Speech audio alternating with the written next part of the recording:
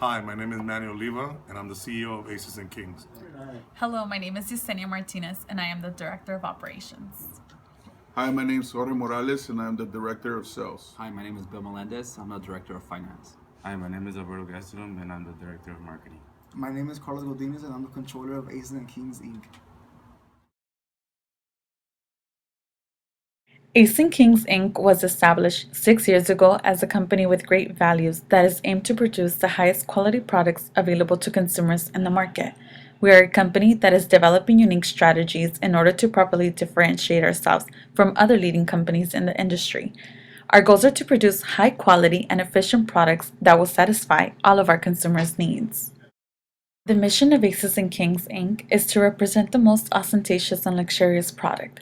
We stand by our uniqueness and continuous innovation with both elegance and quality.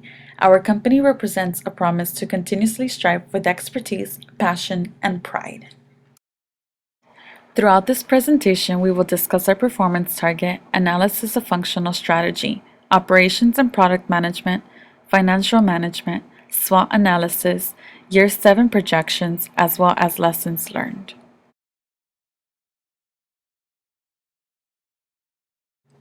As we analyze the goals and objectives versus the actuals, we see that we targeted a goal of 60% increase on the ROA, but when we receive the actuals, we see that we had a negative 600%, and this is due to the drastic increase of price of our product. For year 6, we calculated that we wanted a 25% increase on our ROA, but we had the opposite, a negative of 130%. Again, this is due to the drastic increase of the price, and what we should have done is we should have gradually increased the price instead of bumping it up by 30% in all in one shot. Then we analyze return on equity, the ROE. Our goal for year 5 was to go 80% increase, and when we received our actuals, we actually had a negative 687%. Again, that is due to the drastic increase of price. And for year 6, we calculated that we wanted an increase of 50%, and we had the opposite of negative 258%, again due to the price increase. Now we are going to analyze the market share. Our goal for year 5 was to have an increase of 1%. And for market share, the actual for year 5 was we had an increase of 8%. In a way that is good, that people were buying our product, but we were not recording that high net income. So that was the reason why we increased our price drastically, but it backfired on us. For year 6, we wanted a 5% increase, but then we had an 8% increase, again keeping the same amount. It didn't go up or down, but again it backfired. We didn't have enough people buying the product due to the high prices. Now we analyze stock price. Our goal for year 5 was to have a stock price of $1.56. When we received the actual for the stock price for year 5, we noticed that the stock price did not go to $1.56. Actually, it decreased to 88 cents, and that was due again to the poor decisions that the company decided to do to the increase of price drastically at a rapid pace. Then for year 6, our goal was to have a stock price of $2.03. We actually did the opposite. We had a drastic downfall of stock price to 51 cents. Our company was not producing the way we should have been producing in order to increase our stock price. The next thing we're going to analyze is unit production cost, the UPC. This was one of the areas that Aces and Kings actually did well. Our goal for year 5 was to keep our production cost to $5.95, and our actuals came out to $4.50. And for year 6, we went from $6.15. That was our goal, and we stayed at $4.63. So in UPC, we actually did pretty well. Next, we analyzed the total net income. We forecasted to have a net income of in year 5 for $4.5 million. We did the opposite when we had a negative net income of $885,000. For year 6, we had a projected net income of $5.5 million, and we had the opposite of $1.8 million instead of that the actual goal.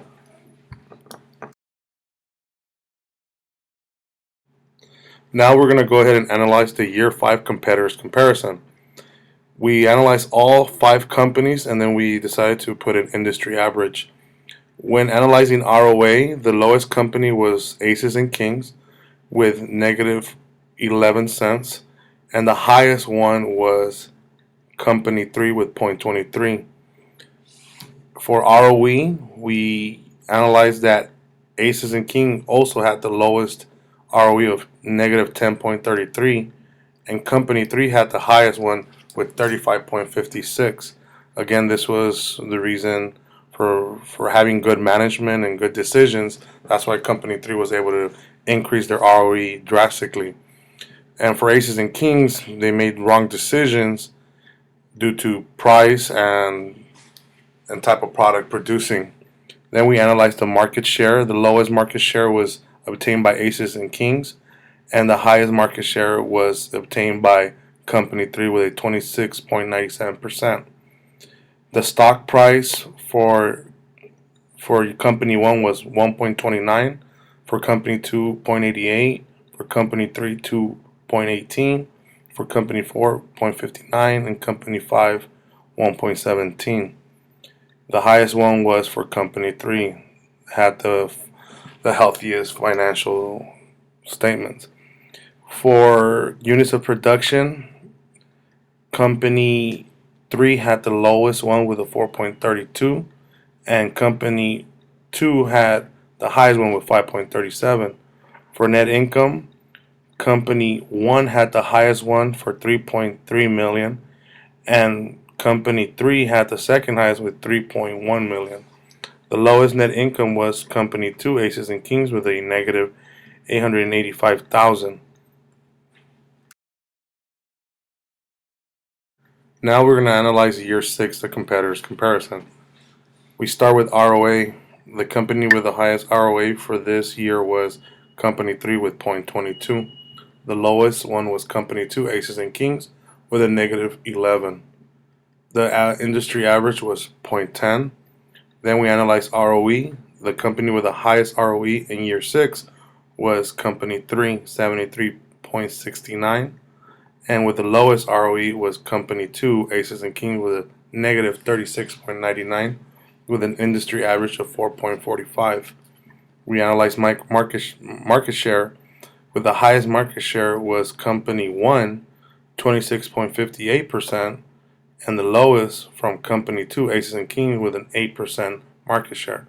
The industry average was 20%. Now we analyze stock price. The company with the highest stock price was Company 3 with $9.53, and with the lowest one with Company 4 with 45 cents. The average industry was 2.63. Now we analyze units of production. The company with the highest units of production was Company 5 with $6. No, actually Company 4 with $6.24, and with the lowest one was Company 3 with $4.32. The average was $5.30. Then we analyzed year 6 and total net income. The highest company with the highest net income was Company 3 with $6.8 million. The lowest one was Company 2, Aces and Kings, with a negative 1.8 million. The average industry was for net income was $1.1 million. In R&D, Aces and Kings had the lowest amount in investing in R&D. Company 3 and 4 were the companies that invested the more in research and development. The advantage of investing in R&D is to research what the consumer wants and what products to come out in the near future. In quarter 1 and 3 was the best time to invest in R&D. The effect will result in new products coming out in quarters 2 and 4. Now we analyze gross sales. For gross sales, Company 3 had the highest sales for both year 5 and 6 compared to the other companies. Aces and Kings had the lowest gross sales, again due to the rapid high increase on the product price and bad management.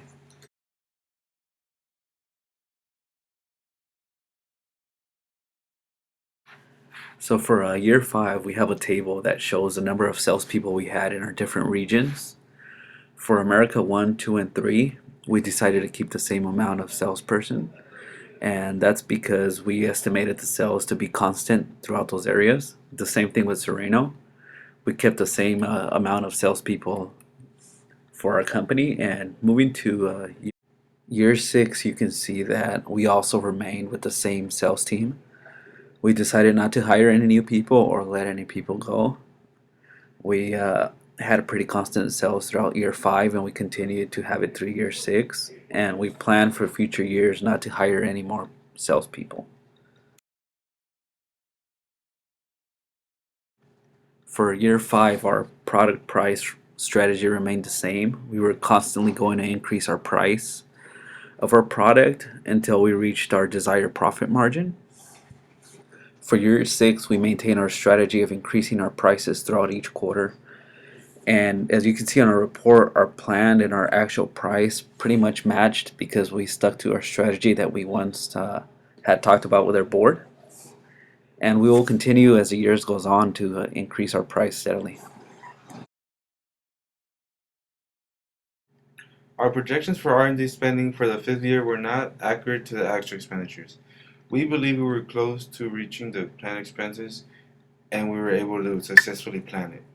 The slight fluctuations of the spending for R&D between quarters show that we were in constant battle for the company to improve and for our products to improve as well. We planned that we were going to have a variety of models that will show out the ability to provide different kinds of high-end quality parts.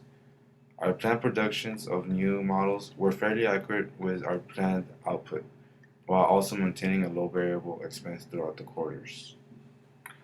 Our forecasted expenses for the training of employees were a bit off from the actual expenses incurred for the training.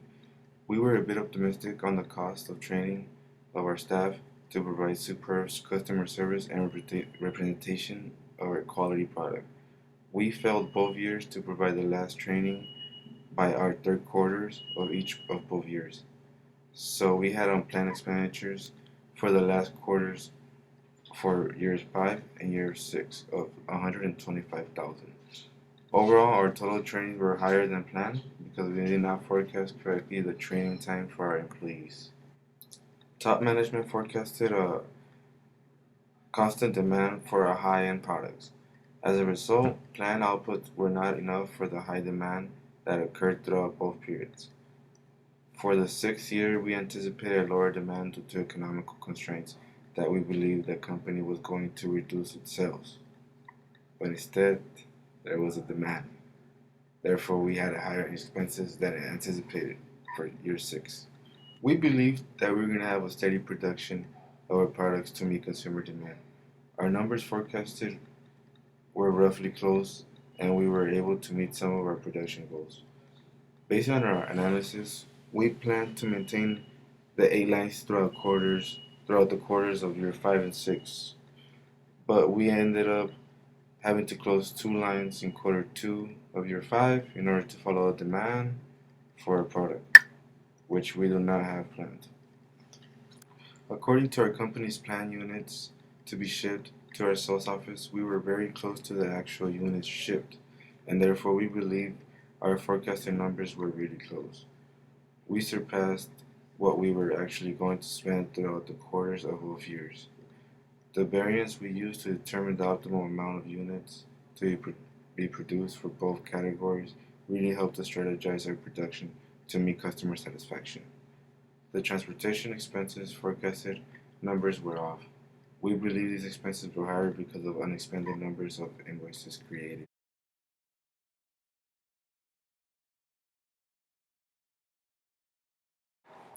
One of our biggest issues that we experienced was our inventory. Unfortunately, our inventory was too high. We forecasted our inventory to be at 3,036 million. However, we kept an inventory amount of 19,527 million. This inventory affected our sales. We were unable to meet our forecasted of 26,861 million and only had a sales of 9,834 million, which was quite adamant on our market share. Due to our high inventory, our low sales, it ultimately affected our bottom line, our income. We had projected a income of 6,482 million. However, had a net loss of 1,806 million, which is a 128% variance. Since we had no income, in order for Aces and Kings to continue operations, we were forced into loans. We had to submit to quite a few loans throughout the years.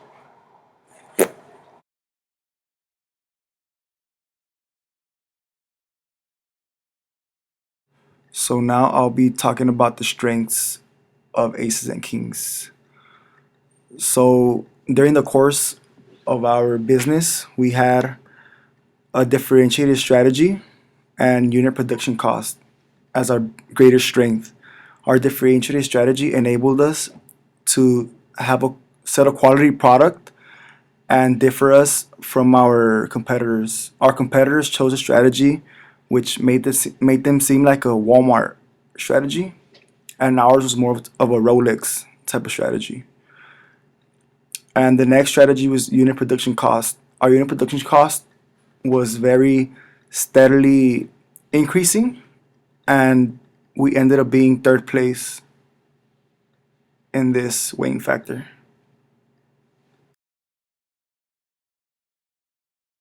During the course of our business, we took drastic measures which brought forward weaknesses. One weakness that made us gain lots of expenses was our inventory storage unit cost.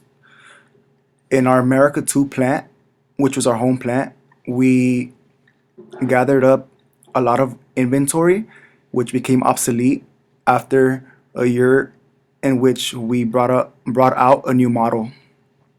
The next weakness that hurt us the most was high pricing. Being the high quality product, we wanted to be differentiated from our competitors, and we set a Rolex type of strategy. So our pricing was above our competitors, and we were we weren't very conservative with this approach. So when it came down to year 4, quarter 4, we increased our price by 30%, which was a great shock to the economy, and it hurt our business as a whole. Now I'll talk about the opportunities. The biggest opportunity that we have to better our business and improve is to reduce pricing. As I mentioned earlier, we increased our price by 30% in year 4, quarter 4, and now our goal is to reduce price and only increase pricing during certain seasons and when there is inflation.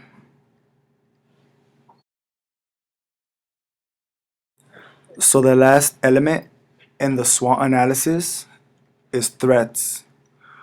The greatest threat that we have now is our competitors.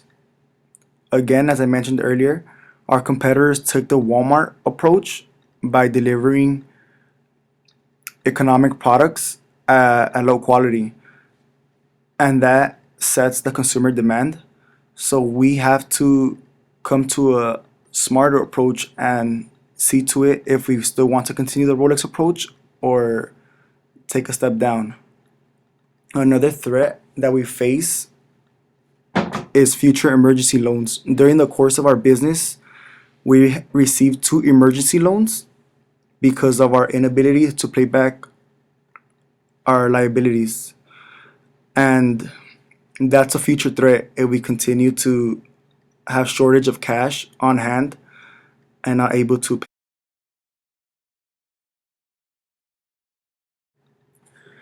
For year 7 predictions, our first goal is to increase our sales.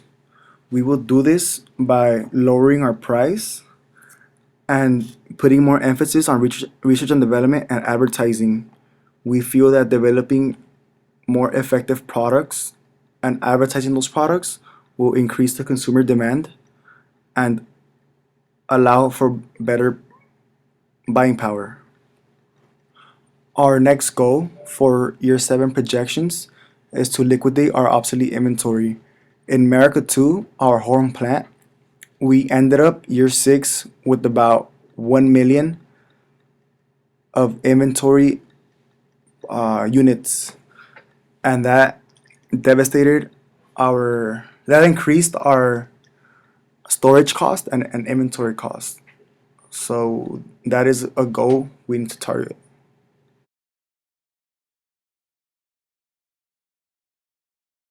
One of our major lessons learned was how to fluctuate product price depending on season and consumer demand. We increased our product price by 30% in year 4, quarter 4, which was a big shock to the economy and made us lose lots of customers. And lastly, the second and most important lesson learned was how to deal with inventory. In year 4, quarter 4, we increased our pricing by 30% and consumers were not buying our product. So we ended up year 6, quarter 6 with about 1 million of obsolete inventory. In America 1 and America 3, we have situations dealing with stockouts and stock overstock. So with this experience, we now know how to deal with these type of situations. This concludes our presentation. Thank you.